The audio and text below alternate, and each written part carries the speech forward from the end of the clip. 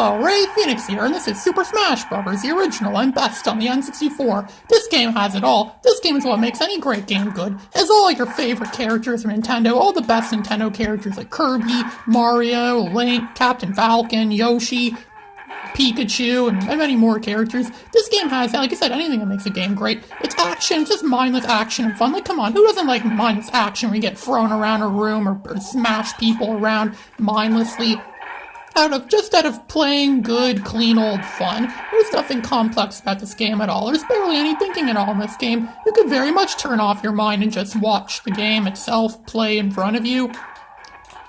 But that's not what I'm doing here. Actually, I'm using strategy in my game. As you can see, the four contestants are at it again. They're battling each other like usual for some unknown reason. I don't know why they'd be fighting. Why these Nintendo characters be fighting what they have against each other. Did one of them steal someone else's lollipop, and then one of them got their friends to turn against the guy that they thought stole his lollipop when in reality someone else stole someone else's lollipop?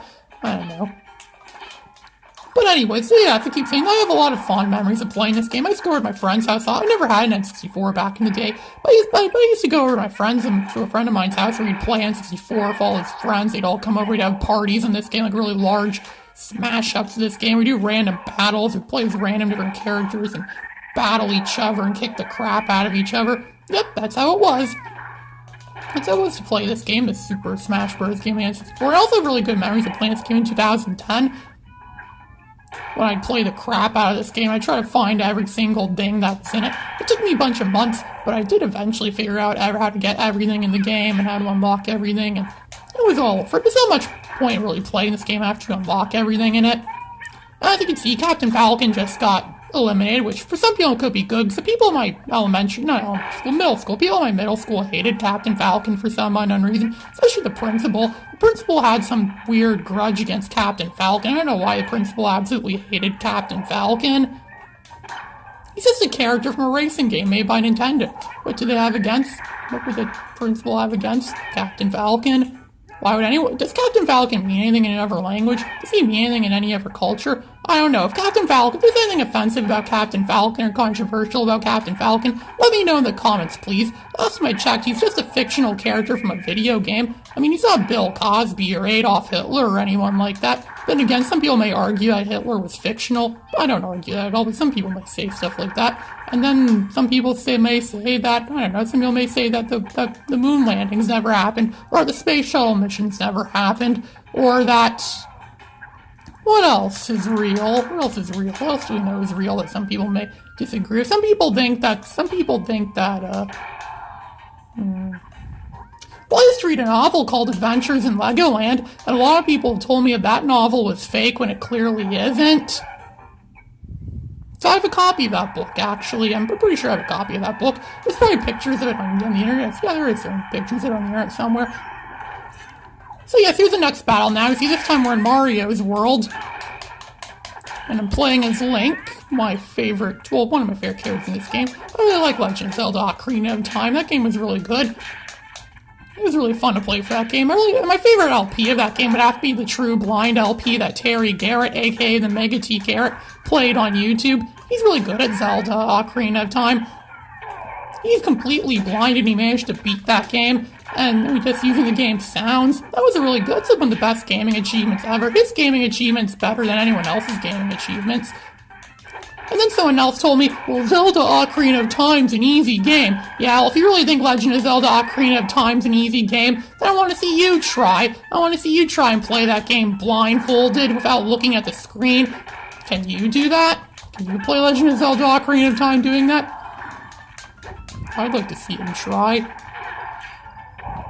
So you can see there's more mindless chaos, more mindless explosions, and mindless destruction for people that are beating themselves up for, again, really no reason at all. There really should be a story behind this. I don't know. I can't think of any good stories right now. Maybe they did have something to do against each other. Maybe Donkey Kong did have something to do with, I don't know, the reason why Captain Falcon is Falcon punching everyone. I mean, I used to see Captain Falcon do the Falcon punch in YouTube poop. So I remember back when YouTube poop was a big thing, and there was like YouTube poop art for Falcon punches his sister, or YouTube poop art for Falcon punches something. YouTube poop. I remember I used to watch YouTube poop. Well, I haven't watched very much recently. It's more of a dead genre, really, or a dead trend. It was a big trend back in the late 2000s and earlier this decade, but I don't really see that much of it nowadays, much anymore. Also, this game, I'm currently playing this on the Project 64 emulator, which works very well, actually, which plays the game mostly. Also, the sprites have disappeared in this game, but for the most part, it works pretty good. I'm also playing with a controller, an N64 controller, well, an N64-looking controller for the PC, which was lent to me by Arcanine50 from you here on YouTube. Go watch his videos. They're really good.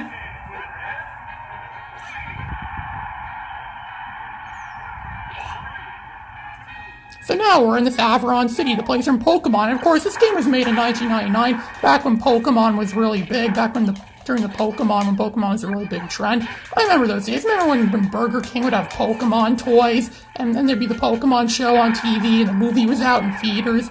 You couldn't really go anywhere back in 1999, 2000, even in 2001. You couldn't really go anywhere without seeing or hearing anything about Pokemon. That's what was so magical about those days. Oh, Pokemon, such innocent creatures that live in spheres, that come out in gyms and fight each other. It was all fun, clean, innocent fun. If only kids were into that more than their Call of Duty or other stuff that they play on those. What do kids play these days anyway? I think I've asked that in other videos of mine. I don't know. I mean, my grandma looks at me playing a deck of cards, and she's like, I don't know what you kids play these days. I don't think most kids play with a deck of cards. And again, my grandma was like 84 years old, and she didn't know what a deck of cards really was until just recently when I showed her. But then again, better late than never. That's what a lot of other people say. That's what it says in the front cover of the 40-Year-Old Virgin. Better late than never. 40-Year-Old Virgin's a pretty good movie. There was an N64 in that movie. The part where Seth Rogen and Paul Rudd play N64 each other. Only Paul Rudd was using a Star Trek remote, and Seth Rogen was using an N64, so he's even holding the controller properly. He's playing at like a weird, awkward angle. Yeah, they did a bad job at making it look convincing that they were actually playing the game. Heck, Powerpuff Girls made it look more convincing in that episode of Powerpuff Girls when the mayor was playing Legend of Zelda on the N64, one of the Zelda games on the N64. And then he ends up killing Navi, and then he ends up getting a game over or something like that. Yeah, Powerpuff Girls is a pretty good show, too. I used to watch Powerpuff Girls a lot when I was a kid. I'm not ashamed to admit that. I mean, I don't really think of Powerpuff Girls as being a girls' show. Sure, the main characters are girls, but that doesn't mean the actual show itself is for girls. Like Xena Warrior Princess, the main character in that show was a woman, Xena Warrior Princess. Does that make that a girl show because the main character's a woman? I don't think so. Heck, I bet a lot of people that watch that show were guys anyways. Now we're in the Star Fox level, Sector Z.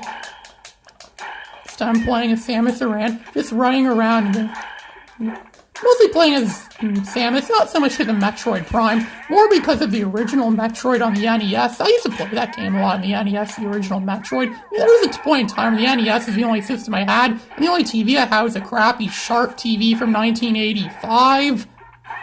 Man, you couldn't really see things very well on TV. The picture would always jump around a lot. It's hard to get a good focus on it. Was that how TV was in the 80s? Were all TVs in the 80s like that? If so, I wonder how people in the 80s watched TV without getting a headache. Man, shares, there must have been a lot of money and there must have been a high demand in shares and headache medication back then if that's how it was. Maybe I should invest in headache medication. Maybe I could become rich off doing that and make TVs like that too, so people will buy them and get headaches, and then I could get money off selling my headache medication. Headache medication I own shares of or in stock. But again, I never really gave a crap about the stock market. I hate the stock market anyways. I hate business class anyways. Watching grass grow is more fun than watching videos on the stock market. It's like in that Taco Bell commercial from the early 90s when Rocky and Bullwinkle promoted Taco Bell, and they had McBoris Burger, because they were trying to advertise that hamburgers from McDonald's, the taboo is there as McDonald's, is boring, and watching grass grow be the more fun and entertaining thing. So then Rocky and Bullwinkle get Taco Bell and make it more interesting. Yeah, I remember watching it. I used to watch Rocky and Bullwinkle sometimes, too. I could do a good imitation of Rocky. Give me back my gray cord! Give me my gray cord! Now, that's my best imitation of Rocky from Rocky and Bullwinkle. Give me back my gray cord! Give me my gray cord! That's from that kid that was going crazy over the Xbox cord. Give me back my gray cord! That video is hilarious. Give me back my gray cord. That's the way kids are. A lot of kids are absolutely gaga for their Xbox or their or whatever it is they play on. Then again, I was never really overly crazy about Xbox. I only ever had the original Xbox, and I haven't had any of the other Xboxes, and I'm not crazy about all this stuff that... As you can probably guess, I don't like Call of Duty, as you can probably guess from my videos. That's why I never made any videos of that game before. That's why I talk about it like that. That's what those kids are in today. But I'm not into it. Well, you can probably figure it out from watching my videos. I don't like much new stuff anyways. I mostly like stuff like this. This is a lot better than a lot of the other new stuff. I haven't played any of the newer Smash Brothers games either, though. Like the new one on Nintendo Switch. I never played that one before, or the one on the Wii U. You remember the Wii U. You remember that system, right? The Wii U, Nintendo's ill-fated system. The system that Francis had a funeral for. When he found out that it was discontinued. He said only only had like 50 games on it or something like that, and only 20 of them, maybe not even, were good. Yeah, the Wii U. I wonder why Nintendo even bothered with that. They should have just skipped the Wii U and went on to the Nintendo Switch.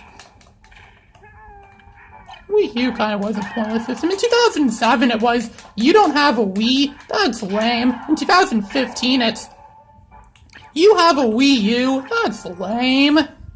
People used to say I was lame for owning the NES. Hey, earlier I was talking about things that may not have existed. NES is one of those. I used to tell kids in school I have an NES, and they're like, NES, don't you mean N64? And I said, no, NES, it's a different, and they're like, yeah, it's called an N64. I said, no, the NES and the N64 are two completely different systems. They keep telling me that NES doesn't really exist, it's actually called N64. Which those are two completely different systems, as I'm sure you all know. I'm sure the us-educated people of YouTube all know that. But again, there's some odd kids that came across that don't know what N64 is. Well, as you can see, Samus won the game. This is Ray Phoenix, signing out.